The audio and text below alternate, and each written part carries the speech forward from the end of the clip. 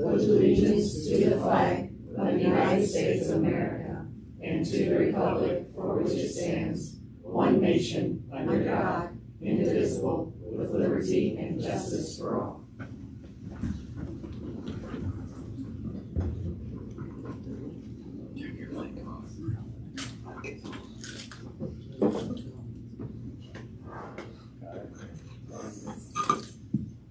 All right, item C, 2C, preview and approval of the agenda.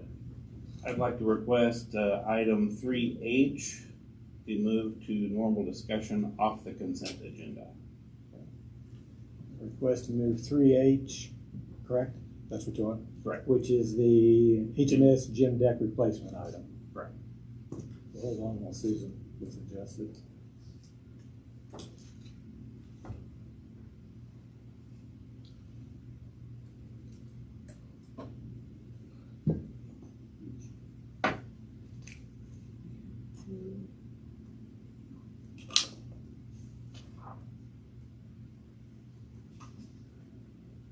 H with it.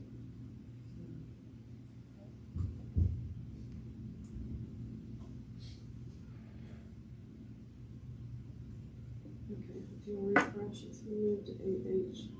Okay.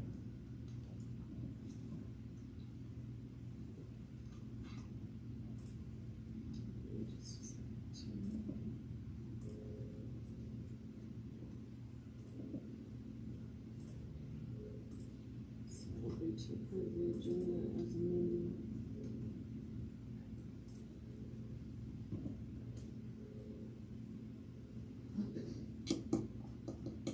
That item now 8H.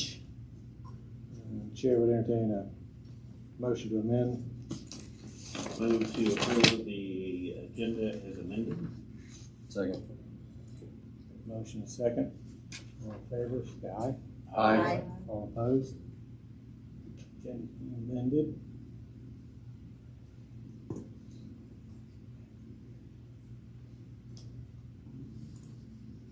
Okay. Item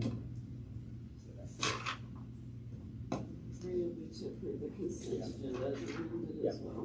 Item 3, approve consent agenda. Chair would entertain a motion to do that. I move to approve the consent agenda as amended. Second. Motion second, all in favor? Aye. All opposed?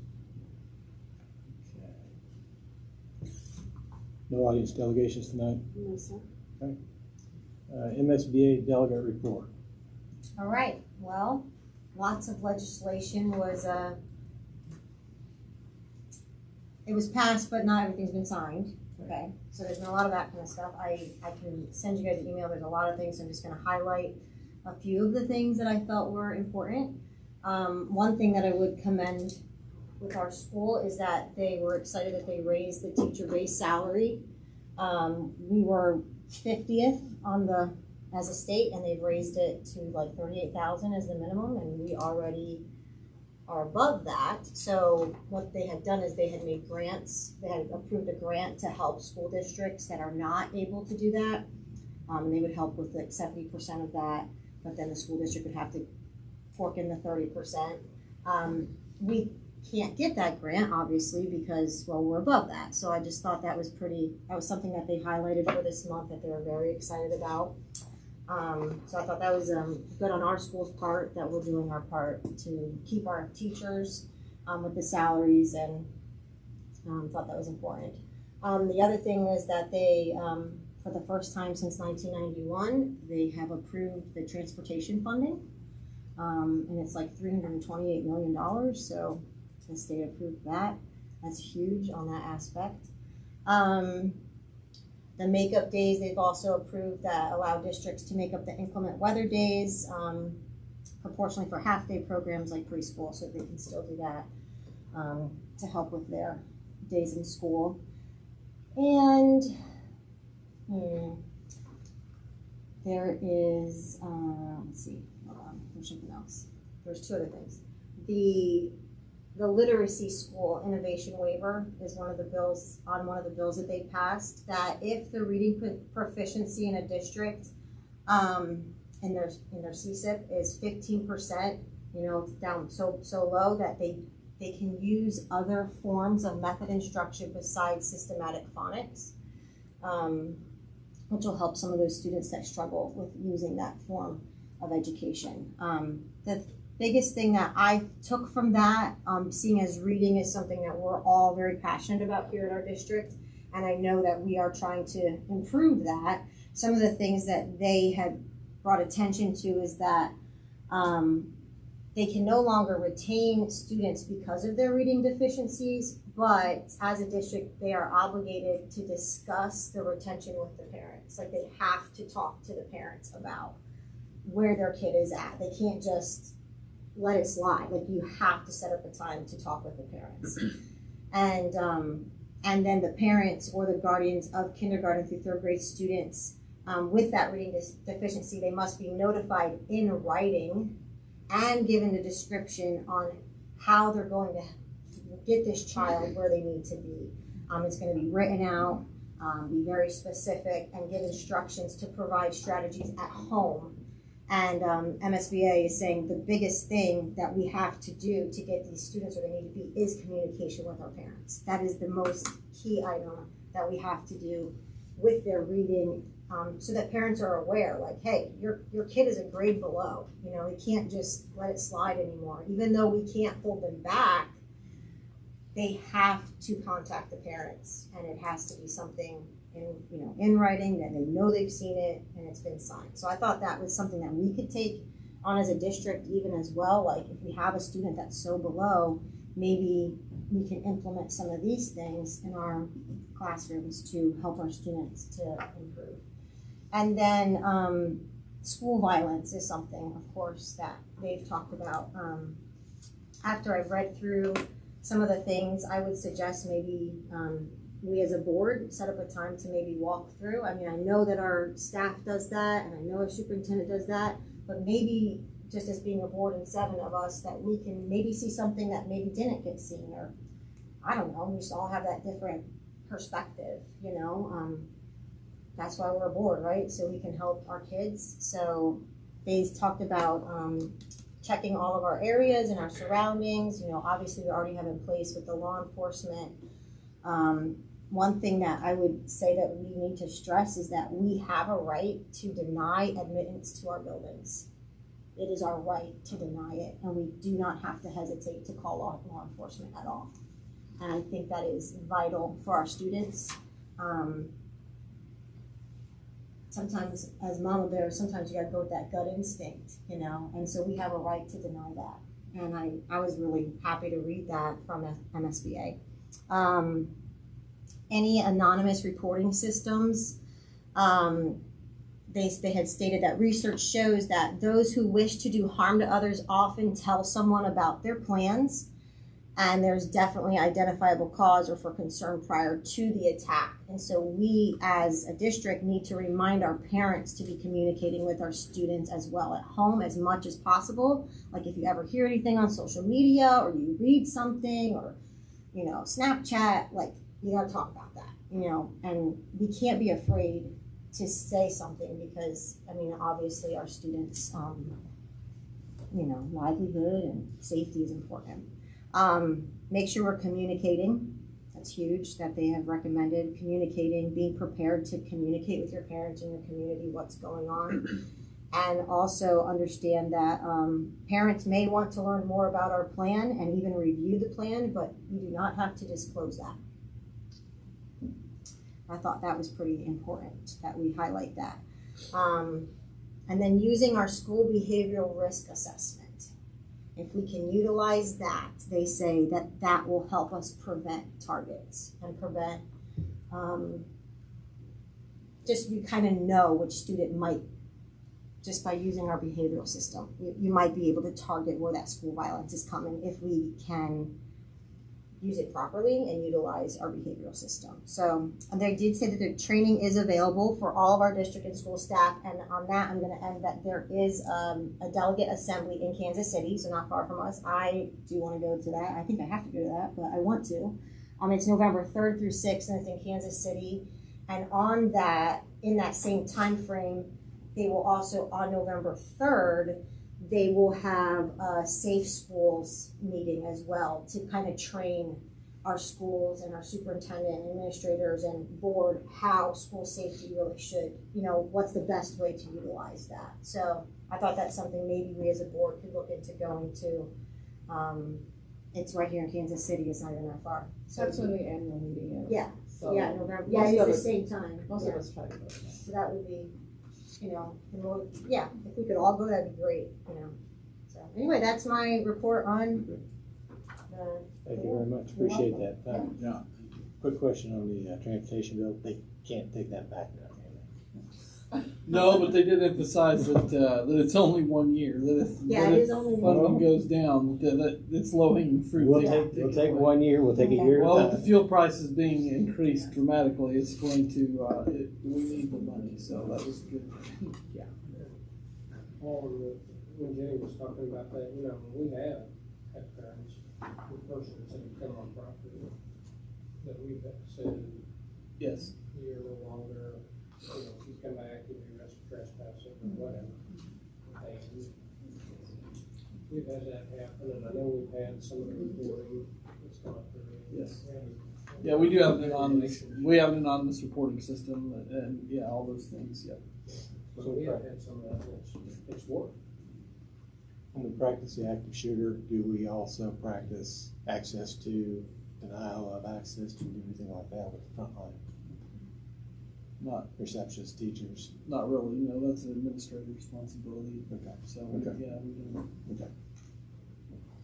Very good. We don't throw that on our teachers. No. Any questions for Jenny? Okay. Next is 5A, monthly information items.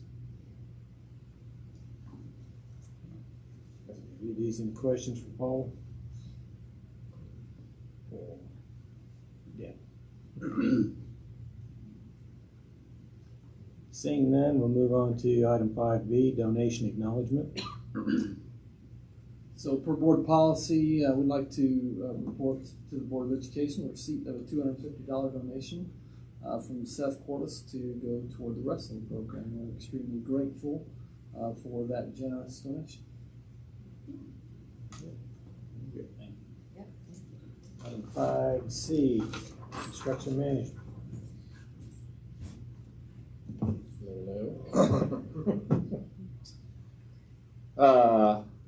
Standard kind of presentation tonight, moving right along. So we'll start with the high school.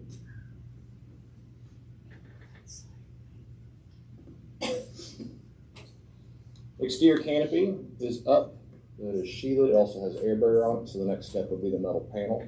The metal panel was ordered as soon as the sheeting was put up. Right now we're tracking into July, early August for that metal panel. And once that cladding is up, and the signs will go up after that. So we're kind of at a standstill until that metal comes in. There was an 8-week lead time after we measured it. We couldn't measure it until everything was put together because those panels are such a tight tolerance. The next three photos are of the admin space. So this is the kind of off the new entryway where the new admin space leaders are moving from the interior of the building to that west side. It is at a point where primer paint is complete. Also, everything's one coated. Ceiling grid is in, getting ready to do an above ceiling inspection and drop ceiling tile. After that, we'll be putting in flooring and then doing final paint. So we're rapidly coming to a conclusion on that interior renovation portion. That would actually be looking pretty good and wrapped up here by the end of the month. Casework's going to show up on the 7th, and then it really comes together really quickly. So that's tracking right along quickly. Next photos is, if you remember, about roughly half the building is getting the flooring replaced, and the replaced being actually flooring removed and getting a stain sealed concrete product going back in. That's the existing kind of where the new interior will be. That's with all that VCT ripped up. That's in the front or the upper middle. Lower left is actually after the polish is completed. This is in front of the PAC, kind of where the existing admin space was. It's looking pretty wet right now, but that's actually the top sealer going in. So once that's dried up, that's actually going to be the finished product. So that's been polished and completed. Lower right-hand corner is a picture of the existing epoxy demo going on. And a lot of your hallways, you had a residence floor called epoxy. We actually found that there was, in multiple hallways, 3 layers of epoxy. So it's been a challenge to get it up, but we're definitely giving it hell and getting it all, making it look pretty good. So it's been a challenge. I don't have photos of it, but all but I believe 3 RTUs have been flown. And so all your RTUs have been replaced with the exception of 3. The 3 that are not flown, we're still waiting to come from Linux. Backward part issues, but we should happen in the next week to 2 weeks. So the majority of all the RTUs have been completed. The old one's off, so if you drive by, you actually see a bunch of old RTUs laying in the parking lot. Those will obviously be hauled off. But we are bringing those all back up online right now and connecting all the controls with them, firearm, electrical, etc. So for the next week or so, the building should be 100% back up and all the units running. And then we should have controls 100% functional here in the next couple of weeks. So making a lot of good progress on that. Most of those units, they were all flown by last Wednesday, I think. So we took about 5 days to swap all those out. So they moved pretty quickly. Moving on to McEwen. The admin space in there is getting a little bit of a facelift, if you remember, mainly new flooring, new paint, a little bit of electrical moving around. So the new flooring is down, as you can see there. The paint has not been completed yet, but we'll be doing that after the flooring, so it's not an issue because it's just repainting the existing space. New epoxy throughout the building is complete. The epoxy flooring went in the majority of the bathrooms. And so all the new bathrooms have the new epoxy coat base that looks similar to what that photo is in the lower center. Kind of a black and gray, white checker pattern that's speckled. Pretty standard. So you see that a lot of your floors. It's pretty standard restrooms. Next photo, next slide. Paint. So as you guys know, that building has had a lot of history of paint problems. I can tell you I've talked more about paint in the last month than I have in a long, long time. What we have determined, and this is getting a lot of experts in the industry's opinion. We had Sherwin-Williams come down and look at it, and also Spectrum Paint come down and look at it, and multiple painting subcontractors look at it. And so what our best guess right now is when this building was completed, the masonry itself was not allowed to cure out completely. And so when you have new masonry, when it's not completely dried out, you can see you'll have that white kind of moisture looking stuff come through. It's called efflorescence. And we think that came through that first layer of primer. So they actually sprayed it before it was dried out. The efflorescence came through and then the paint didn't stick to it. So this problem goes all the way back to when the building was actually built. And then for all these decades afterwards, you just keep putting good paint over bad paint and it just keeps coming off. So we tried multiple different products, finally found a paint stripper that is working. You can see it's literally falling off the wall in the upper left corner. We are looking at 72 gallons of paint stripper being used so far. We have bought every gallon Sherwin-Williams has in the Midwest. But it is working. So once it is off, as you can see in that lower centerpiece, we are getting back to block. We will then wipe the walls down, kind of scrub them down with water, make sure they're clean, and then repaint them. So wood, you will not have this problem ever again. Awesome. So that's 72 gallons enough to do what you need, or? Yes, we feel confident that that's enough. We're looking. Everything has been coated once. We have about 20 gallons left over. There's some areas we're having to coat twice. Actually get it all the way off. So it is coming off. It takes about 30 hours from after the application for it to look like it doesn't have a left hand corner.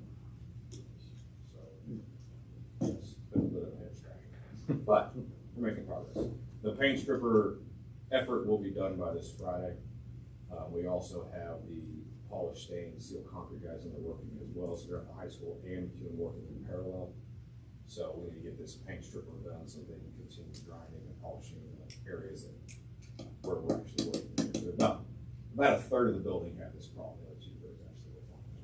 Because all your additions were fine. It's kind of the existing building that had the issues. So, Brandon, can I just mention, just so everybody's aware, there are classrooms that have this issue for the future at some point that right now they're not peeling near as bad as these were, but you can see that there are some issues there. Part of this project didn't include classrooms, but before we just start putting paint on top of peeling paint in the future.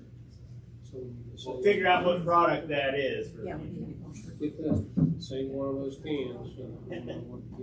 It's $85 a gallon.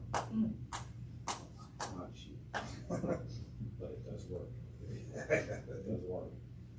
Luckily though, it is not high, I mean, you can walk in that building, it's not a high chemical, I don't know what they use, but it doesn't like really, you'd think it would like be respirator type, it's not, it's actually water based. Really? It's pretty incredible stuff. It works good though, as you can tell. So, yeah, McEwen RTUs, they were actually completed prior to the high school, so we didn't do McEwen the week before. All the RTUs have been replaced there and are complete and up and running. So, good news on there as well. And roofing effort is still tracking for September. If you all remember, we're doing roofing after the summer, we can ensure that. The rooftop units over there, the wiring, is that going pretty smooth? Are we running? Wiring is complete at McEwen. Did not run into really any hiccups. Well, so we should actually, they're working on the graphics right now and actually should be in a position where the district can see McEwen live in the next week.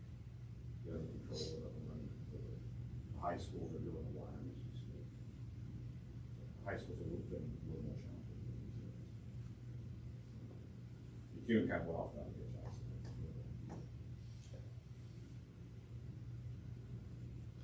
Any other questions? Thank you very much. Item 5D, federal and state programs. Information item.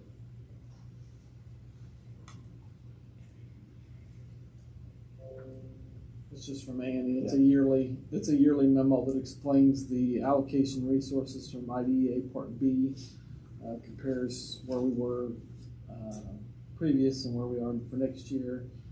Similar situation with federal and state programs on item E. They're both federal programs. Just item D is relevant for special education programs only. No questions, we'll move on to 5E, federal state programs. Anything additional to add, or did you cover it? It's covered. It's, I explained in the memo what our title programs are, what the monies were used for, and the funds that are allocated by year. Okay. Item 6A, assessment and evaluation district programs. Information item, this is May 2022 budget summary. Any questions? Okay, so through the end of May, 92% of the year complete. Property taxes were at 99% of budget, and overall revenues for the general and special revenue funds were at 103% of our adopted budget. Couple notes regarding general fund revenues. We did receive the state special ed payment from fiscal year 20 that we missed last year because of the submission error. We did get that money this year, so that was good. That was $198,000, so that was good. Our April nutrition reimbursement, which we would normally get in May, was delayed till June, so that's $130,000 there. And then found out today that our May payments being delayed till July, so that's another $100,000. So I don't know what their issues are there with that. Regarding the special revenue funds, if you look at the month-to-date comparison graphics, you'll show that that we're down like about $500,000 compared to last year.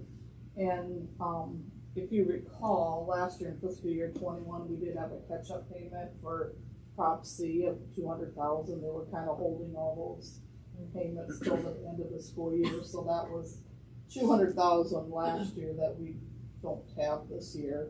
And then the rest of it is pretty much federal funding that we had requested reimbursement for in May that we didn't do till June this year. So it's just a timing difference on that. So if you're noticing that big decrease there.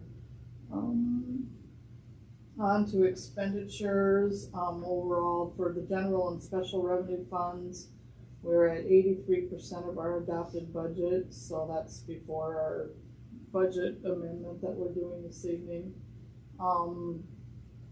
If you are looking at, the monthly, revenue or monthly expenditures, you'll notice that on the debt service, you're actually at a negative expenditure amount there, which is pretty unusual.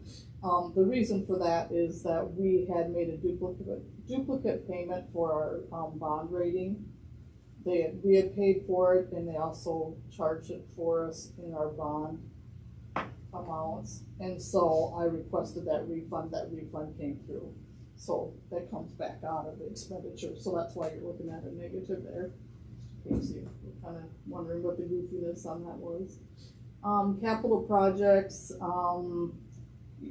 we continue to see large differences in the revenue and expenditures compared to last year. And that's because most of our money came in last year and most of the expenditures are coming out this year. So just a review on that. Fund balance percentage, we're looking at 44.6% as of the end of May. And year to date are for funds 1 and 2, revenues over expenditures at 4.6 million. Total cash investments are at 23.5 million, and 7.8 million of that is bond proceeds. So that is at the end of May. I feel like we're a month behind here, but yeah. So, any questions on any of those items? Very good, thanks, Deb. Good shape, thank you. Next item is 6B, strategic plan update. So what I wanted to focus on this month was fiscal responsibility. So if you look at our strategic plan, our 4 focus areas, one of those four focus areas is fiscal responsibility. And so I just want to give the board a little bit of history about certificated pay, because I really feel like it's been a personal goal of mine throughout my career as a superintendent to try to put as much money in the hands of our teachers as possible, and to definitely make it so that our salaries are marketable, so that we can retain teachers. That's just one of the tools to use to retain teachers, which is also a focus area. So I want to give a little history lesson real quick. I promise. And part of it was spurred about a comment that was made on social media, and it just bothered me a little bit. And this is a kudos to the board that I wanted to publicly recognize. So in 2012 and 13, the district started experiencing fund balance issues. And so the fund balances started to take on a negative growth. So obviously growth has declined. So we were declining fund balances for essentially 9 years. And as a result, the salary increases were minimal. From 2010 and 11 to 2012-13, there was no change in the salary schedule. The base salary was $32,600 for 3 years. In 13-14, it went up by $300. 14-15, it went up by $400. 15-16, it went up $500. 16-17, $200. 17-18, $200. 18-19, $200. So you can see $200 base increases were the average, if there were any increases at all. What that amounts to is that if a teacher gets a raise from year 1 to year 2, they get $200. Every teacher will get $200 plus their step, which is usually about $500. So roughly a $700 raise for a staff member, a certified staff member. In 1920, the board adopted a teacher-based salary of $35,000, which was a $600 increase, and we started on the veteran side, dropping the master's column down to, with a goal of getting to 30 years, so that if a certified teacher obtained their master's degree, they wouldn't have to go on once they got to year 25 to get more money. They would continue to get those increases. So we started that step process going down. In 2021, the year that the levy passed, $2,500 was added to the base, plus another step on the master's over column. 21-22, $750 increase to the base last year, plus another step. This year, the board adopted another $750 increase to the base, plus an additional $100 on each of the vertical steps, plus the final year of that master's column over, getting all the way down to 30 years.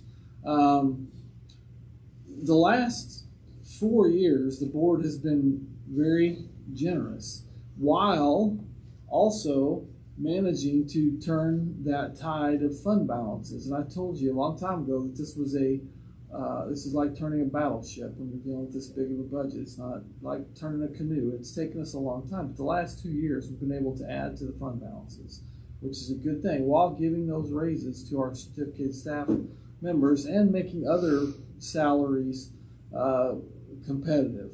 And so, to put this in comparison, so the issue that I saw was, well, we only got $100.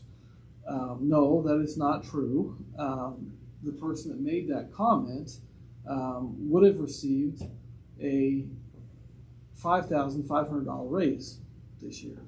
And so I want to just publicly acknowledge that the board has done an exceptional job of two things. First of all, being fiscally responsible and turning the balances, while also rewarding our certificated staff and making our district more than competitive on the salary schedule. And it's been a challenging environment to do that. Jenny talked about the fact that Missouri salaries, the average starting salary in Missouri was ranked 50th, and they consider Washington D.C. in that survey. The only state that was worse than us was Montana. And fortunately, we've been above that, but we've been getting better while dealing with those issues. And again, part of that's the board, part of it's our community. It's been very supportive with our propositions I and N. And so I talked to Jill, and I feel like personally I need to do a better job of communicating to our staff, because it's easy to see those RTUs that are flying. So the bond issue, people see that. But I feel like I need to do a better job of communicating what the board has done with that money, with the levy increase, and just how appreciative we are. Because I can tell you that our staff is very appreciative of the efforts by the board to make our salaries competitive. Because I want to look back and saw that for 4 years there was no increase to the base. There has been challenging times. And I've lived through 2 recessions as a superintendent and probably getting ready to start another one. And those difficult times take planning, and obviously you've done a great job. So I want to thank you on behalf of our staff and commend you for your efforts in doing so. So that's where we're at. Very good. We appreciate that. Item 6C, Safe Return to School Plan. Chair would entertain a motion on this. I move to continue with the current status of the Safe Return to School Plan. Second. A motion, a second to continue. Any questions, discussion? Will we have to continue on through this into next year as well? As long as we're receiving the ESSER 3 money, yes, we have. It's part of the ESSER 3 plan. I think next year will be our last year for that. Any other questions? All in favor? Aye. All opposed? Motion passes. Item 6D, Student Assessment Data. Good evening. Good evening. Better than after church. You are like in the front row, so. I'm here to talk about our FastBridge data, which we take 3 times a year. And for the new board members, I just want to kind of go over the types of assessments that our students see on the FastBridge. We have two different types. We have adaptive, the A reading and A math, which just means that as a kid takes the assessment, as they get questions right or wrong, it kind of just keeps leveling them out until the program can find where that level is for that kiddo. So that is spring or winter from first grade on to 8th grade. So they take A reading and A math. Early reading and early math is kindergarten, first, sometimes in the second. And that is more one-on-one tests with the kiddo on early reading skills, phonics, letter names, letter sounds, rhyming, and then early math skills. So number identification, and then decomposing numbers, number sequencing. So on the next slide, you can kind of see when the students get tested on different concepts for early reading and early math. And so I just wanted to kind of go over those before we got into the data. The other thing I kind of want to talk about is just MTSS, and we are trying to really build that multi-tiered system of supports. And with that, looking at our Tier 1 instruction. Tier 1 meaning that every student receives an instruction from our teachers, no matter if, even if they get pulled out for IEP services or for title services, during their time in the classroom, they will receive Tier 1 instruction, which is over our priority standards. And so the research will show that Tier 1 instruction should be helpful for 80% of your kids. And then 20% of kids may need more interventions. And so that's kind of what we go off of when we look at our data. And so this year, and every year, we're looking at our Tier 1, making sure it's really strong for the majority of our kids. So the data, I kind of gave you two different graphs, and we're looking more at the district overview of the assessments. So this is early math for the district. So this is kindergarten, first, and second. On the left is our proficiency. So where our students are scoring this year. So the last three bullet points are this last school year, the fall, the winter, and the spring. So the light blue is on grade level, the darker blue is below grade level.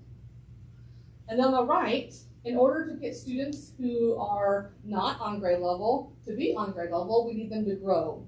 Of course, we want every student to have typical growth, but for those kiddos who are not on grade level, we need them to have more aggressive growth. So on the right is what our growth is. So there's a key at the bottom where the two purple colors are typical growth and aggressive growth. So right now, in early math in kindergarten, first and second, we have 59% showing typical or aggressive growth. On the next slide is early reading. Again, the left is our proficiency, where our students are, where they tested at, and the right is our growth of those students, again, in kindergarten, first and second.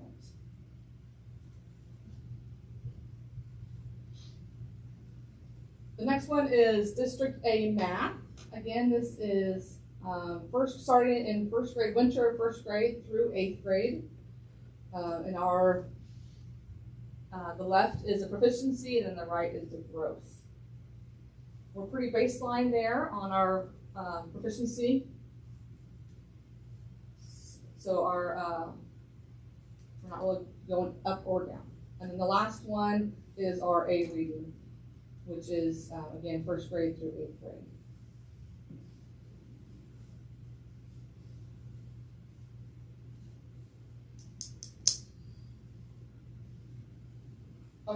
Christy, will the growth component, you're seeing those, the top two, the purple ones, will that begin to translate back into the left-hand graph, which? Right. So what we are talking to the principals and working with the principals and the teacher is to how can we get all of our students to show that typical and aggressive growth to help our scores increase in the proficiency levels. If we look at page 4, slide 4, the early reading, next one down. 5, sorry, this one. Yep. So we've got the inverse happening, I guess, or our kids are getting worse in reading. Is that how I'm looking at that? Because more of them are now becoming below grade level. So winter of 2021, right, we kind of had the slide. And you can look at that. I mean, so that was right in the middle of COVID also. And so, but yes, right now we have more kids below grade level than we do above grade level right now in spring of 21, 22. That's K through 3? 2. K through 2, yeah. And then as we look over, then we can see Right, you can see the growth, that right. growth is lower. Right, so, right, and that's the conversations and that's why we are, I think, Mr. Minchin shared the action or the report with you from the principals about, we want them to look at this, it's called a growth report. GGR, I want to start GGR, because as we take it every time, so in winter, it'll be a really good time for us to look at this and say, what is our growth? And how much has the child grown now? And how much do they need to grow in order to meet that benchmark score? And so looking at that, and what do we need to do to help that child make that? Whether it's intervening with them more, pulling them out for cuddle services, or putting some in place in the classroom. What do we need to do to make that typical growth or that aggressive growth? Because we can't have modest or flat growth and expect to change our scores. How does this look grade by grade level? Like, is kindergarten struggling the most? Like, is the trend the same across those 3 grade levels, or are we seeing different things happen at kindergarten, first, second grade? There is some decline in kindergarten when they come, and because the test, phonics is hard because there's only one way to test if you know the alphabet or not. And so right now, this is a time test. We don't do timed portion in our classroom. And some of it is just the discrepancies of how we teach it and how it's tested. And so we are having discussions of, okay, do we need to bring some timed components into our classroom to help the kids get used to that? What do we need to do to make sure that they keep on the incline of their growth during the school year? And I want to say part of it is we have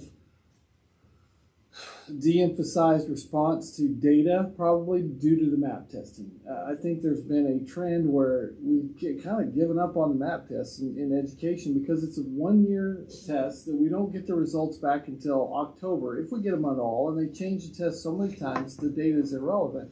And so we've de-emphasized that type of data, and so that's a culture we've created, and now we're trying to re-emphasize our internal data, and this is our internal data that we've invested in. It shows us targets where we need to improve, quite frankly, and it's pretty glaring. Right. And for that MTSS process, the first thing you do when you set up an MTSS, a multi-system of support, is create a universal screener. An outside test to help you have a fidelity check on your resources. And we didn't have that in the past. So when we went into the MAP test, we were just kind of well, I hope they do well. We didn't have anything internally to say, no, I'm pretty sure this is how this kid's going to test on this. And so I feel like we have a really good grasp on that with FastBridge, that it helps us kind of predict that so that we can make those interventions sooner. Also, before this, kindergarten, first and second, not that they were off the hook because they didn't have MAP tests, but they didn't have anything to go off of except for their resource assessments. Well, resource assessments are good, you're teaching the resource, but we don't know if the resource is even working if we don't have anything to check it against. So FastBridge is helping us have data to have better conversations with our principals. For the reading component, do you still have, I know back in the day when there were people that the teachers needed help with students, adults would go in and read with them during the class day. Volunteers. Does that still happen or not? Well, we kind of Well, I know because of COVID, but so it hasn't been restarted since then. But before that, we did have volunteer readers. so do you think that would be in place this year possibly? What do we think about that? What does that look like? I don't know what the volunteers do. They Well, you just read go to- in and read. Do they just read to the student? No, or they do read to you. They read to you. Okay, so the kids reading aloud to you. That's good. Mhm. I like that. I think you also, I volunteer I for think that. they, maybe based on some of the skill sets, Right, That's depending on the where the kid objective, is. I think, because I know my wife did it for several years, but as an elementary principal, that her baseline's a little better, I guess, than somebody coming in, better than I would be coming in to read. Right, to know. And so if we can get some of the volunteers, and she and I were just talking about that. And I said, And talking oh, to them. you can go back and work with these little. Yeah, these and young I mean, I did it students. for many years. It's enjoyable to me as a grown-up to see these kids progress and they get excited about reading. And that's what we want. Right, Reading, so if you can read, as Paul mentioned. Exactly. Right. If you read, you can do about anything. and we really need to get our kids to know their letters when they leave kindergarten, and know the sounds. And then first grade can kind of pick up from there also. Are we switching up any of the curriculum? I mean, we're at 75% is telling me that our kids aren't reading on grade level. I would be pushing a panic button to figure out what's wrong with that. Well, this is our second, third year of using the reading curriculum. So you're going to see a slide. We are in kindergarten. We are focusing on phonics, and comprehension doesn't go on the wayside, but it's more about that's this whole group. You know, we're going to read a story together, but we're really focusing on phonics in small group, making sure the teachers are doing more one-on-one with those kiddos. In first grade, they start doing the intro reading, which is heavy phonics.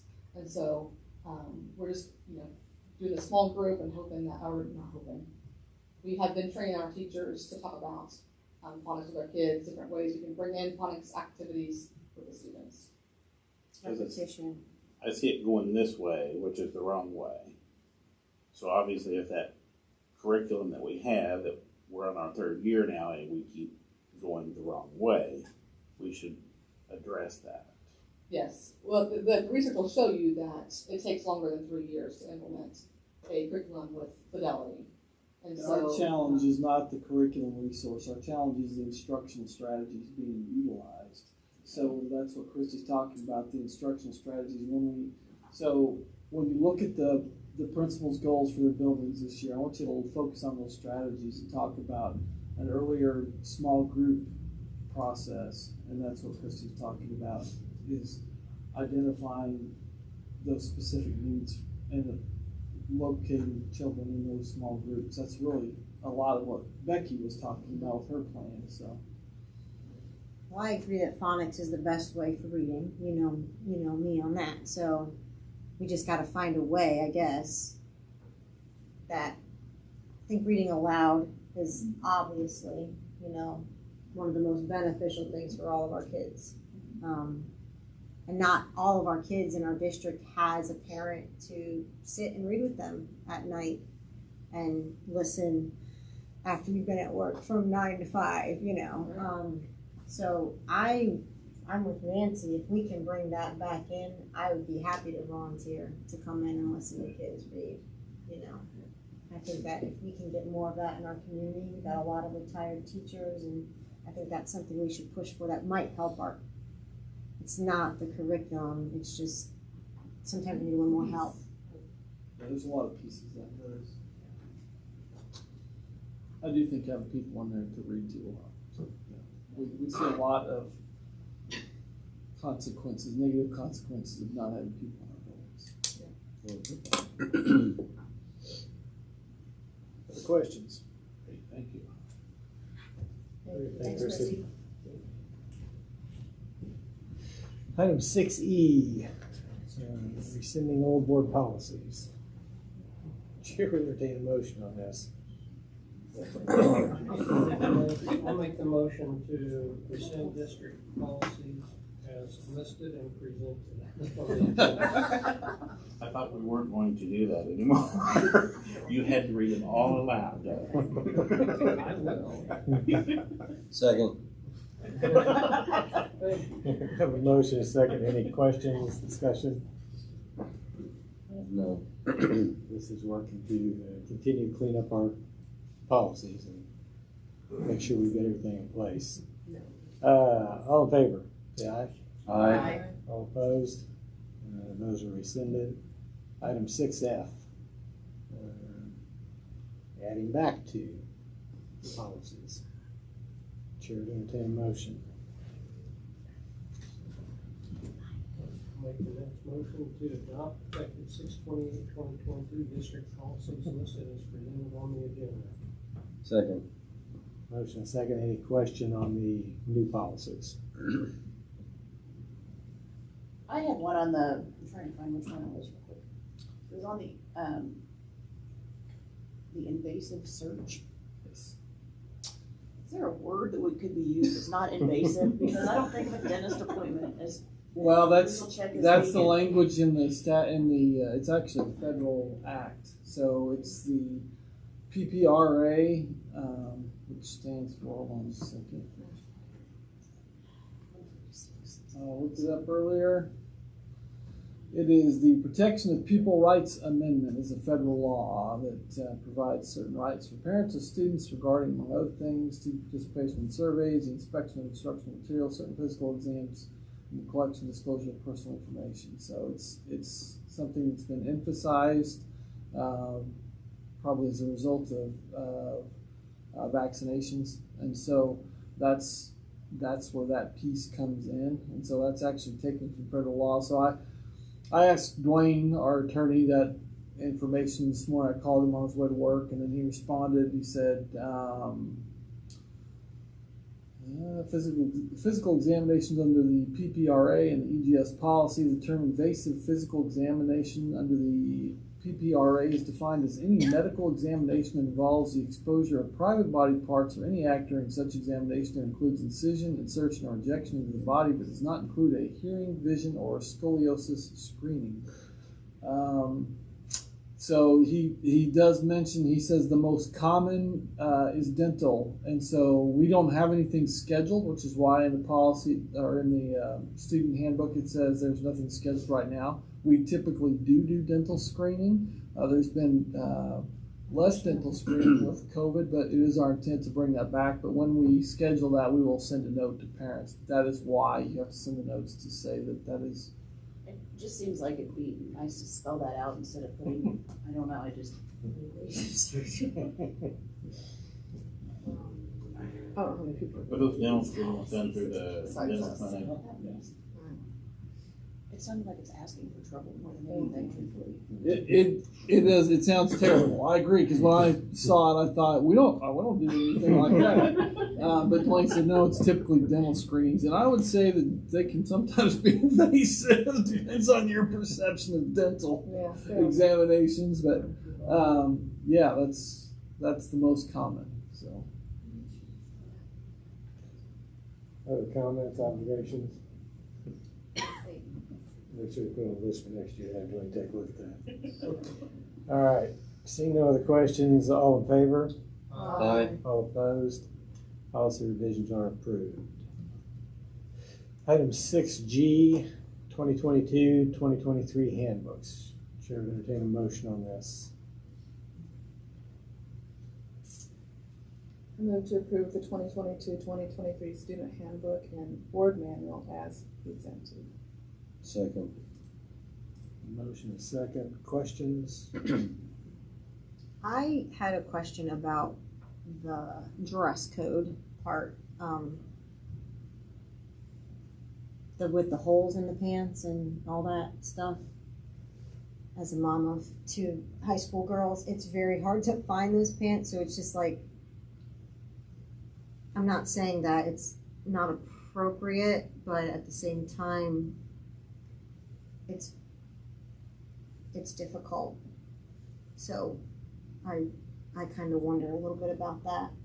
Isn't it pretty specific though that it said above the It's knee hard. size? I mean, like, even if it's at the pocket, like what if it's at the pocket though? Like if it's, that's what I'm just saying. Like there is literally every pair of pants, and I dress very conservatively, and so do my girls, and it's hard. It's hard to find them. So I know that we need to have a rule about the holes. I do agree with that, but it's just is there like, can we do like a dimension? Like if it's like, understand if it's like this big, obviously, but if it's like this big, I mean, that's just. Well, don't you think the building principals are going to use their judgment on that? I don't know. Well, I don't know, just Are from kids personal getting sent experience. home with Just, teeny tiny holes? just from personal experience. And so that was the one thing that just kind of caught my attention. I'm not saying I disagree with it, but at the same time, it's just something that I think that we should, like you said, make sure that our principals and administrators are using their best judgment with it. I mean, obviously, if a child is coming in with a massive hole, and it's very inappropriate, but then if we have like just a designer little hole, even if it's by the pocket, you know, because they do have that a lot. So that they would use their discretion, I guess, in that, because it's. I understand, but geez,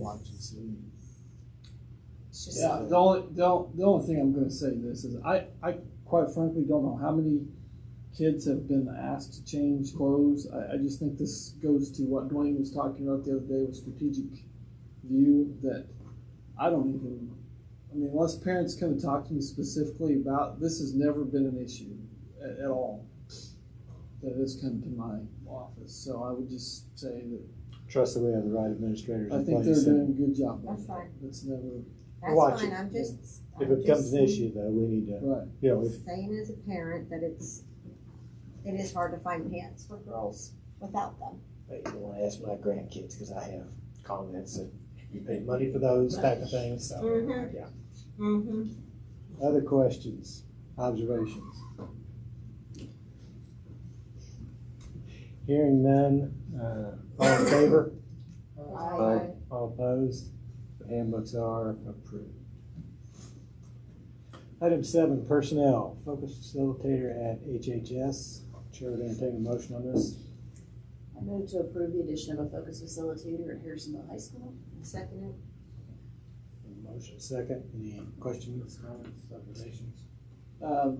Just to note that this is primarily the only building that we have. It's not a specialized building, CCC obviously, that does not have a focus facilitator. And with the increase in behavior issues, we just feel like this is something that can help get kids back on track before it becomes a bigger issue.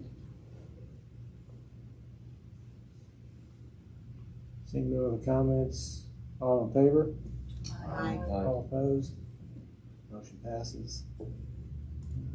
Item 7B, grant administrator stipend. Chair would entertain a motion on this.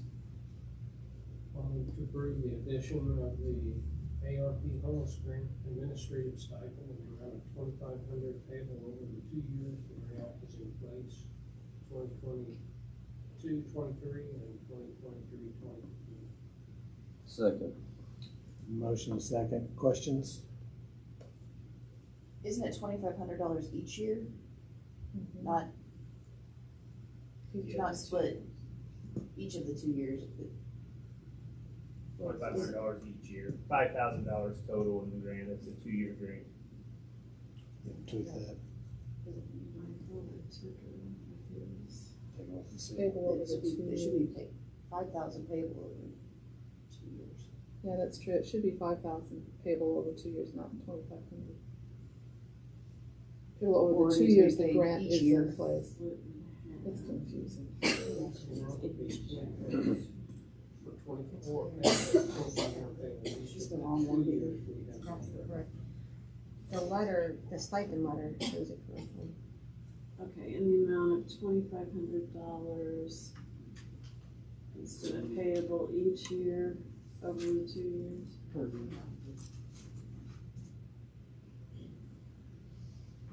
So is this a grant that the assistant superintendent is gonna administrate it? No, I will not. Okay. So who gets the stipend? Or, We'll have a recommendation yeah, the next person, month. the person has to get approved next month, but. So it's written into the grant. There's, with the grant, there's quite a bit of extra data tracking, and it's for our homeless McKinney-Vento students. And so you don't know how many you're gonna have or what you're gonna be able to use it for, but we have things written in there as working with local health agencies and everything else, just trying to work resources, and a lot of that is above and beyond normal time of what we're doing as we're working with that McKinney-Vento, so we wrote that in. That data has to be then collected and sent back to the state and all that kind of stuff, so. How many homeless do we have in our district? It is down right now. There's only approximately 50 some this past year, I believe, when we did that report. So it's been as high as like 111. I'm just looking at the amount that we received for the grant and trying to figure out Yeah. how much that I is think per it'll be student. it'll be very difficult to spend that amount. Right. So you don't receive it until the expenditures go out. Have expenses go out, Yeah. right? Then we'll get rid of So them. Yes. that amount is then divided by 2, or is that the amount each year? The 100,000. Uh-huh. That is the total amount for a 2-year. So 50. Transportation is in there that we don't know right now. I mean, you just never know. As school board, potentially we provide transportation to and from other schools, so this grant will offset some of that. We're still currently working through some of the budget things with that. It's a lot of money the state's been given and is divvied it out to the districts that tried to get a piece of it. So we tried to get a piece of it. Let's go. So how does the motion read now, Susan? To approve the addition of an ARP homeless grant administrative stipend in the amount of $2,500 per year over the 2 years the grant is in place, 2022-23 and 2023-24. I'll amend my motion to approve as Susan stated. Second. Any other questions? Hearing none, all in favor say aye. Aye. All opposed, motion passes. Item 7C, extra duty pay schedule. Chair will entertain a motion on this. I move to approve the revised coaching and extra duty pay schedule for the 2022-2023 school year as presented. So, this is something we've been working on for quite a while. In the past, you might recall our extra duty pay was based on just a set amount, and that amount was not increasing. So, what I've done is incorporated into a percentage, so that percent can increase the longer that person is in that position. So it gives them a reward for longevity. It also ties that percentage to the base so that they get an increase when the base goes up. So again, it's taking some time. Just pretty excited to be able to do that to reward our staff members for their extra duty too. You'll see we've added in those recommendations based on Mr. Maxwell's recommendation of the ratio for sponsors or coaches per activity as well. So he's done a lot of work on that too. Yeah, and then the C-team sports. Any questions? Nope. Hearing none, all in favor? Aye. All opposed? The extra duty pay schedule passed. Do we have all those positions filled? It's tough to fill them, quite honestly. Some of them we may not necessarily need to fill. If we get to a certain number of participants in an activity, then we will fill them. But the slot is there to fill them. So. Okay, item 7D, CCC clinical assistant proposal. Chair will entertain a motion on this. I move to approve the proposal from CCC to increase the CNA clinical assistant hours to 500 hours as presented. Second. Motion and second. Questions, discussion? And I think this is presented to you well in our letter, but just to remind you that this is because the program has been split. It just enables us to have that person provide those additional supervisor hours. And it's covered through a grant, which is great. Very good. Any other questions? Hearing none, all in favor? Aye. All opposed? Motion passes. Item 7E, mileage reimbursement. Chair will entertain a motion on this. A motion to increase the per mile travel reimbursement for staff from 40 cents to 50 cents, beginning with the 2022-2023 school year. Second. Motion second. Questions or discussion? What does the IRS allow? It's right right there, it's 58.5. now? And actually Oh, went up that's the the last, national average. I didn't know yeah, that it's was IRS, now. it's that IRS amount, and actually went up the last 6 months, so they bumped theirs up too, so. Roughly how much do we put in mileage reimbursement, do you think a year, roughly? Couldn't even say off the top of my head. Well, I don't have to- Thanks. Yeah, like. Come on now. No. You don't know. Sorry. Well, I'm just worried, is it enough? It's not, I mean, with gas prices and things, and everything going up. Do we have enough money just to go up to the 58? Yeah, yes, we do. Well, What do we need to I'd recommend like a gradual. yeah, I'm leery to, cause going to 10 cents, I mean, that's, Yeah, that's a big. percentage wise, that's a pretty big jump. So when you look at the total expenditure, you're talking, when you budget it, you have to budget on that percentage increase, not just the, it looks like, yeah, just 10 cents, but when you get to the big picture, it's gonna be, I'm with Deb on this. We're a little more conservative. Deb and I are a little more conservative, so. She looked a little nervous.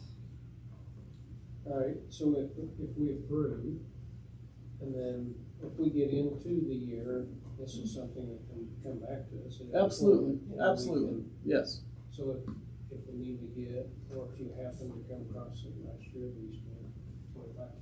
Yeah.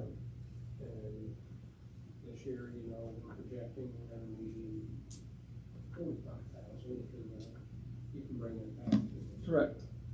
Okay. Any other questions? Hearing none, all in favor? Aye. All opposed? Motion passes. Item 8A, 2021-22 budget amendment and resolution. I move to approve the budget amendment to adjust the expenditure appropriations budget as presented and to approve a resolution authorizing a transfer from the general fund to the special revenue fund in the amount necessary to eliminate a special revenue fund for teachers fund deficit estimated to be $1,682,229. Second. Motion second. Questions? Observations? I could just give you a little bit of summary of the amendment. In that 1,682,000, that's just an estimate. So once we finalize the year, then we'll be able to give you an exact amount on that. But just overall, the amendment came to about 1.5 million. The biggest difference was in the debt service, the increase, an amendment of over 5 million, and that's because we did the payoff of the certificate of participation in 2014 GEO bonds. So that was way off on that one. And then, of course, on the capital projects, it was a decrease of 3.6 million. And when I budgeted the construction projects this year, I put in the full amount because we didn't even have the bids yet for phase 2, so we're just kind of going by initial projections. And then I usually just put in the full amount, but not knowing what is going to be billed as of the end of the fiscal year and what will be continued into next year.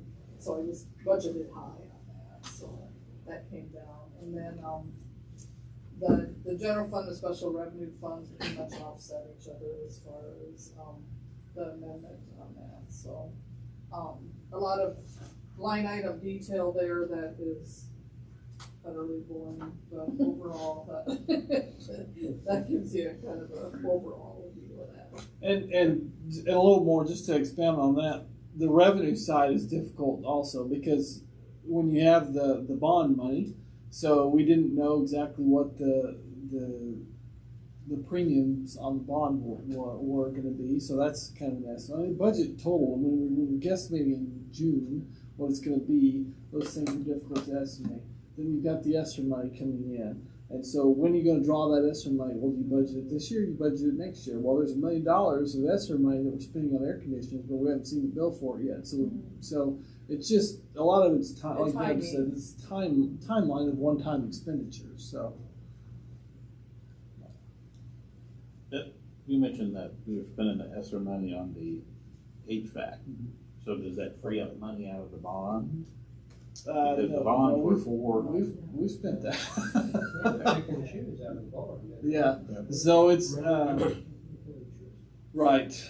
So we were able to add essentially RTUs through that $1 million. So because part of the ESSER 3 money, a lot of it was tied to air quality, improving air quality, and so they wanted you to spend that on one-time expenditures. A lot of people were using it for HVAC, big filters, etc. So that's, we were already in that process, so we were able to kick that in. So. Yeah, I was hoping. Yeah. Other questions? This is a resolution, so it'll be a roll call vote. Doug Alexander. Yes. Emily. Yes. Nancy. Yes. Doug Meyer. Yes. Cameron. Yes. Jenny. Yes. Shane. Yes. Amendment is approved as presented. Item 8B, 2022-23 budget adoption. Entertain a motion. I move to approve the 2022-2023 budget as presented. Second. Motion and a second.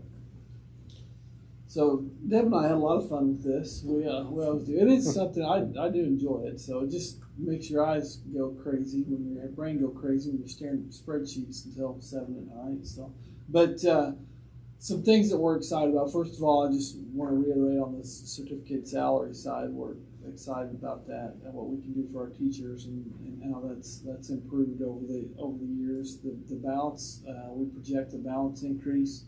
On the revenue side, there's a statute that has benefited us greatly for this upcoming year because we've had a declining enrollment.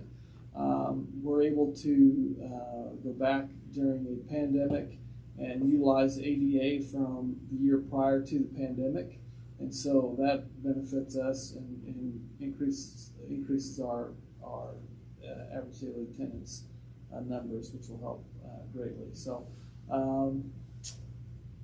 it's again the fund balances projection. In addition to, it's not just the fund balances, but what we're able to do in Fund 4, and we're able to use some of our quote unquote gambling money. That's some money that you can move some funds that come in from state around. That's one of the few that you can move to any fund that you want, and so that's it. Enabled us to move that into Fund 4 to start building some balances there, to be able to pay for some maintenance projects without requesting bond issues to do so. So that's a good thing. That's your rainy day fund, and so we're able to start doing some of that too. So I don't know, Deb, is there anything else that we need to talk about? Can you talk about the transportation? We had mentioned that earlier, that it's funded by the state now. How's that going to help us So offset? it's always been, we've always received reimbursement from the state. It's supposed to be 75% for allowable cost. That's written into the idea of the foundation formula. It's never been funded to that extent until this year. So, we're still gonna absorb costs. We're not getting all of our transportation reimbursed. So I know we're switching over to a new vendor. Right. It was a little bit more expensive. Right. And How the does fuel that- costs and all those things. Yeah, with inflation come increased expenditures, and so we built that in there as well. So How much do we anticipate getting in that area? we budgeted pretty conservatively. So anytime on the revenues, we budget pretty conservatively based on historical data. So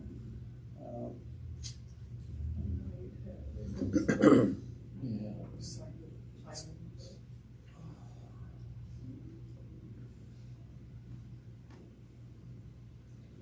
One other thing I would mention too is that, except for the capital project funds, all of the budget, revenues are over expenditures in every single fund except for the capital projects, and that's because of record section. We're high on expenditures to finish up the projects. 350,000, is that right? Yep.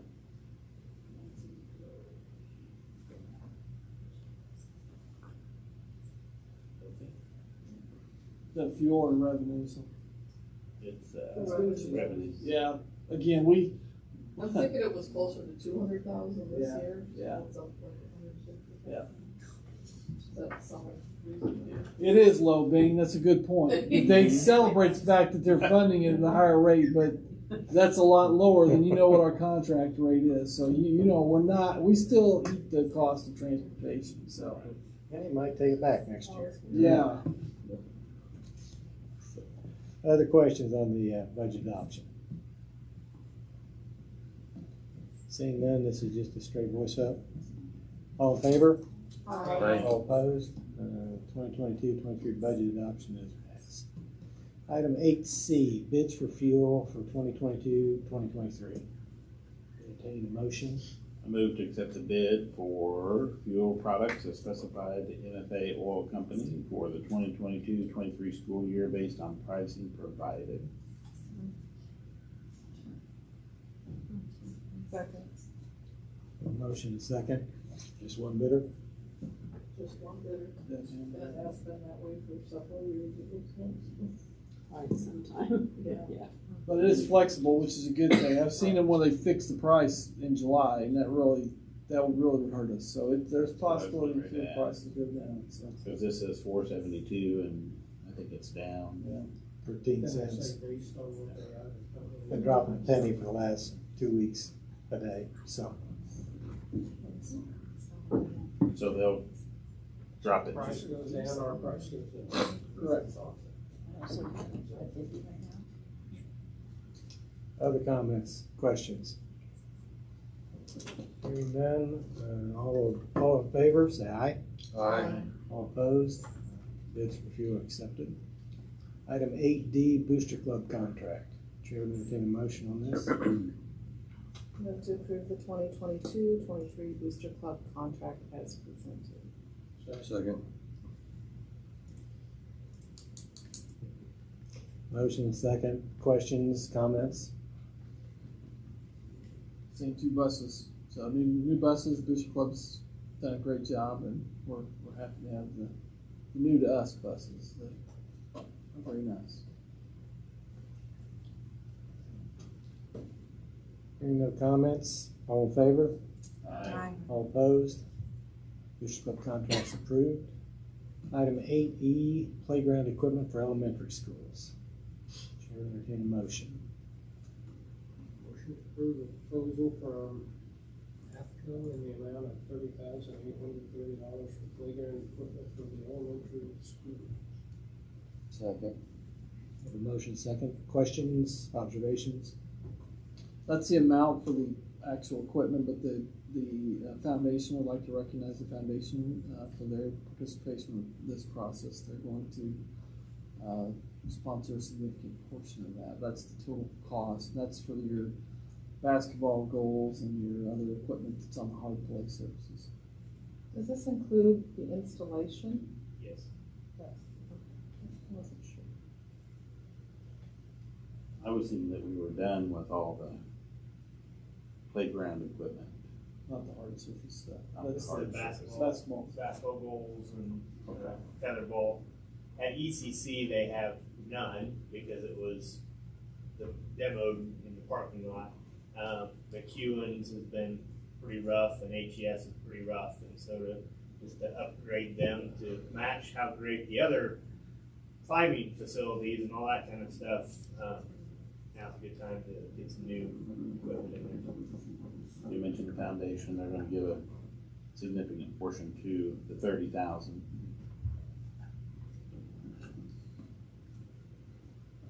Any other comments or observations? Hearing none, all in favor? Aye. All opposed? Motion passes. Item 8F, ABCO contract. Chair will entertain a motion. Motion to approve the ABCO service agreement as presented. Second. A motion and a second. Questions, observations? I would just like to respond to some statements that were made last month about the bidding process and the reason for bidding. A statement was made that I feel like wasn't accurate. My statement is the board put this out for bid due to the fact that their 3 years was up on their contract. There were other businesses interested in bidding, and it was just a good business practice to get a bid at that point. And it actually saved the district money from the original contract amount that we were going to renew if we renewed it. So the bid that we received was less than what we would have spent if we had gone that way. The statement was also made that money was taken away from our staff for an increase that was made the second year, I believe it was. And as Paul has shared, the teachers have received raises for the last 3 years, I believe. That has been more than in the past 10 years, however many years it was, to raise the salaries up. And the board did that knowing that we could cover the teachers' salaries and also knowing that we have, as Paul said, turned the ship around slowly but surely, and we still have positive balances in our funds at this point, way higher than they've been in years. So I just want to get that out there that the teachers are getting raises, staffs are getting raises, money was not taken away from them. I also wanted to bring up the fact, and I think all the board members became aware of this, that ABCO has donated to our district for the last 3 years towards the foundation and towards the scoreboard for advertising. They've given us over $20,000 in the last 3 years for our district, which is no small thing. So that's what I wanted to say. Any other comments? Hearing none. This is just a voice vote. All in favor, say aye. Aye. All opposed? Aye.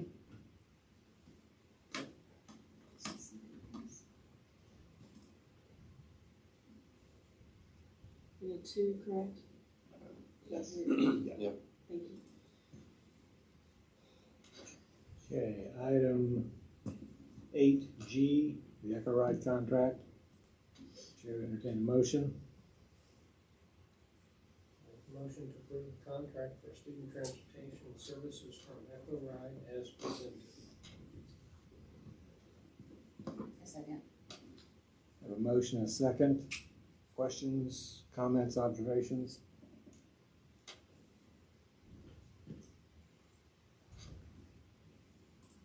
I have some comments. Okay. And I know we've been going back and forth on this, but in the future, I guess if there's a time limit for a contract, I guess I'd like to know about it a little quicker than the Thursday before the board meeting. If it's been, to me, 90 days to work out a contract is way out of the ordinary. Maybe it's ordinary for some businesses, but I just find that really hard to believe. And I would like to know exactly what kind of transportation we're having to do in July for these students. What is that? Well, in response, first of all, I agree. It is way out of the ordinary. I've had Dwayne negotiate contracts for me for almost 15 years, and this has been the longest negotiation. And I would say probably because this vendor is newer to Missouri, and so just making sure that language corresponds with what Dwayne expects. And so we present it to you as quickly as we could based on Dwayne's negotiation. He negotiated those directly under my allowance. So, and I would say, so what transportation happens in July? So we have students, special needs students, who are transported to off-campus sites throughout the summer. We have Oh, really? students that go to Bosco in Belton, and we have students that go to O's and M's and just different. So they go through the summer. Yes. I didn't realize that. That's what happened today. Yes, that's the That's bus that one of the happened. bus The that bus that happened happened. today was Right. summer transportation. Well, I guess I just want to make sure we all understand that we have the opt-out to negotiate if prices raise. And of course, prices are gonna raise. Wages, taxes, insurance, all those things are gonna go up every year from now to eternity. So I guess my concern is that if they do want to raise or talk about a negotiated, what was that phrase? Negotiated. Yeah. Yeah.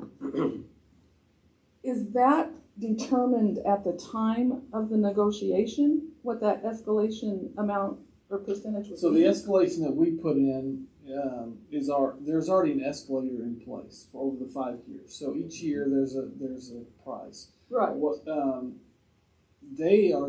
that language says is that they can come back and request an increase. Yes. It doesn't say that the board has to agree to the increase, it just says they can request that. Correct. At that point, the board can say no, and then they can dissolve the contract Yeah, With notice, with notice. they have to give us 60 days, 60 days.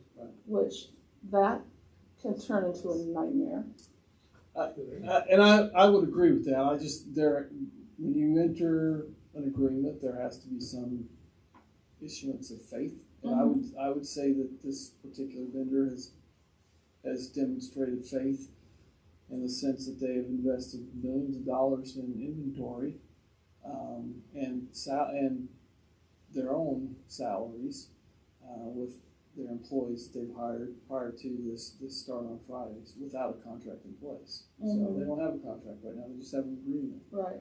And so I just think we should reciprocate that and say we understand that these are the numbers that we think are going to happen. We're going to trust you that you're not going to come back and ask for an increase, but that is built into the contract that they can. It's just there's an out clause for the district to say we're not just saying it's going to happen. We're not just representing Right. that we can refuse that. Right. And if they were to come back and ask for an increase, I would expect some type of documentation. I mean,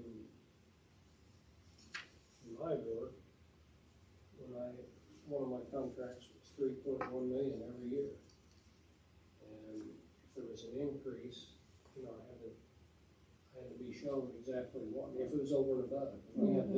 I had this contract language in mind 10 years ago. Right. Isn't that the reason you have a contract though, is that you obviously understand there's some risk or there's some potential benefit one way or the other? So Well, as long as we're I'm not, comfortable with it. I think they'd have to come back and document and show us why in the last 2 years. 60 days. as long as we're not locked into having That piece of language in particular is entered. We've seen it with a couple of contracts that we've had negotiated since COVID, and it's specifically related to COVID because of the costs that are starting to fly in response to those type of things. So that's what Dwayne explained to you too. Everything on COVID. Yeah, I disagree with that's that. what happens. Or Russia. Yeah. And this is a newer fleet, correct? Right. So hopefully we don't have tires falling off like we did today. Anything else? Just a motion. All in favor, say aye. Aye. All opposed? Motion passes. Where we at? We at the end? Yeah, I'm trying to get time. Okay, item 8H, HMS gym deck replacement. Chair would entertain a motion. What is it? Well, it was on consent, so there's no motion Oh. on there, so Sorry about that, guys. Yeah, I see it. you can do do something like to approve the change order for the gym deck replacement as presented. Okay. I move to approve the change order for the gym deck replacement as presented. I second that. Motion second, discussion, questions? So this is the same problem that we had, what, 3 years ago? Where it rained and it warped it and there was water underneath it, and is there, we thought we fixed this, so is there any insurance That was the available floor. for this? That was the floor. This is the roof This is the room. that This they is the roof found. issue I've been talking to you about for the last probably 3 or 4 months, that when we went to replace it was originally designed to be a membrane replacement only. When they walked on the roof, the decking itself was soft, and so the whole roof needed to be replaced. Yeah. So That was when drainage was coming in under the floor from the outside. Hopefully that's fixed. Yeah, that part is. Not to put you on the spot, but. Very large trench drain in front of that door. Thank you. Thank you very This was much. a roof in the gym, right? Yeah. That has basically a plaster Paris. Yeah, so this change order is the original scope was to remove the membrane roofing on top of the gym. We're gonna do that with sprinkler. When we got up there, we started tearing up that old roof, which had that kind of rubber roll-on membrane that was done 2 years ago when it was failing. And what we had found when we removed that existing roof was, what you had was a poured gypsum deck. Gypsum being the same stuff as cement sheetrock. It was actually used back in the 60s, 70s, and 80s, where they would pour almost like lightweight cement. And it has chicken wire in it as a reinforcement. That had failed pretty drastically. And it was to the point where the roofers it was not even safe to walk on. So obviously, we abandoned that effort immediately, got a structural design team out here and a roofing consultant to evaluate it. The only solution is to completely remove that gypsum deck and to replace it. 2 options: replace it with what's there already, which I don't think anybody wants to put back what just failed. The other option is a Tectum deck, which is a cementitious material. Cementitious, wait a minute. Nice word. Wait a minute. I think you made that word up. Did you make that up? Can you spell that? Cementitious. Cementitious material with an insulation, sandwiched insulation panel in it. So what's also good about this is you don't have insulation on that roof right now. You don't. So you're actually getting a better R value than what you ever had. That's great. And going back with this panel, and we are able with this panel to buy it in the same sizes of what the existing Tectum was poured in, so we can utilize the existing structure. It actually comes in at a less weight per square foot than what you even had. So it's kind of a win-win in numerous areas. So is the material readily available? We ordered 8 weeks ago. We'll be here on the 7th. So is this the thing you're gonna do during school in September? No. We're doing it in August. It is It'll before be done school by starts. August. Okay. So the month, it's about a 3.5 week effort, so the roof itself will be replaced by the end of July. And then in August, I'll be cleaning up the inside. So we're gonna repaint the entire gym, put all the lights back up, put all the fans back up, put all the speakers back This up. price includes all All that. Okay. Yes, ma'am. that. Okay. All that's included in this. The only thing that's not included in this was the actual physical roof, which was actually part of phase 1. We just never got to do it because of the structural failure in the design. So that's what it was.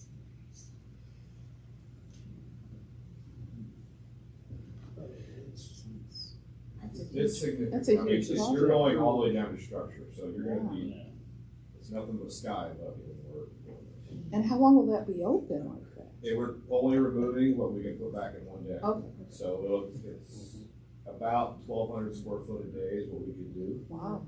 And each night we'll be putting temporary roofing back over it. Wow. So obviously, keeping the water out support, you get overflow underneath there. So we're only taking off what we can put back, which is pretty standard because every time we replace a roof on any of your buildings, they're only taking off what they can put back. Right, right. Because you don't honestly keep water. Yeah. And obviously, if it's structure, I mean, you can't have a roof up there anymore. If we got a rooftop issue or anything else going on. I was up there myself and it was, Yeah, there was areas you did not have videos of my phone. You can step on areas, you can see the entire roof depth. We're just lucky we didn't have somebody go through. It's unsafe to be on the roof. You're saying about a rooftop unit? There's no rooftops on that. So if there was snow on it back then.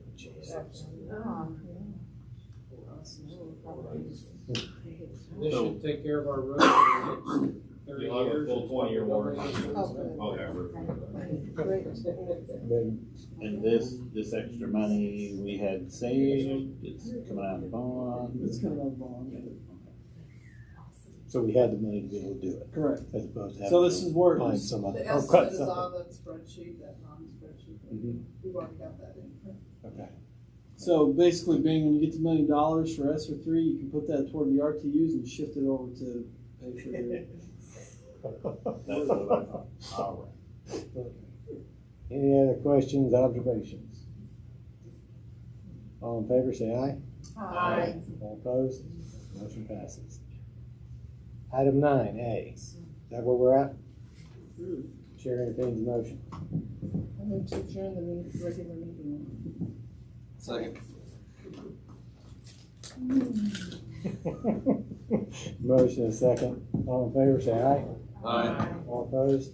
We're going home. Thank you all very much.